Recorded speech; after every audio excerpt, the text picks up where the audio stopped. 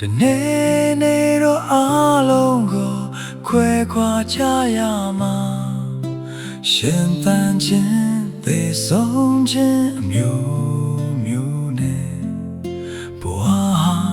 နေကုန်ချုပ်ရတယ်ယုံကြည်ရာရှောင်လန်းကြတဲ့တရားတွေပါမမေ့မလျော့အားလုံးငါကွယ်ကွာကြရမှာ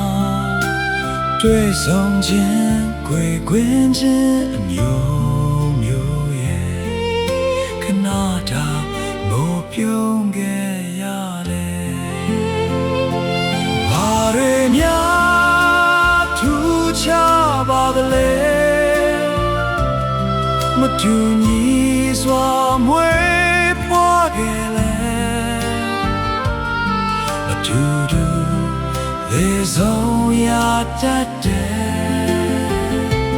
ဘာလို့များခွဲပြ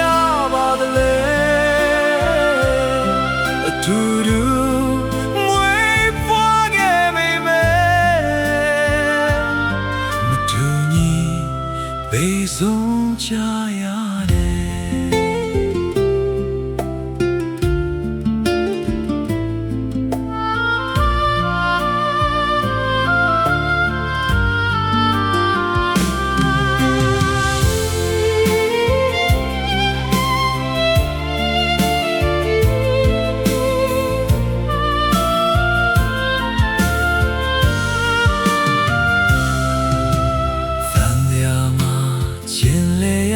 ယ်လူသားတွေပါ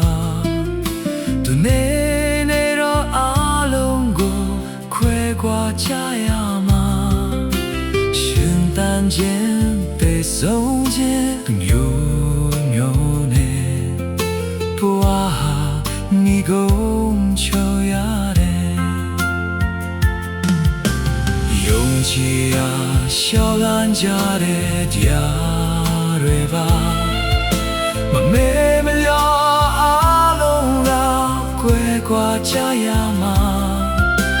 တွေ့ဆုံခြင်းခွေခွင်းခြင်းမျိုးမျိုးရဲ့ခဏတာမို့ပြုံးခဲ့ရတယ်ဘာရိမ်များထူးခြားပါသလဲမတူညီစွာမွေ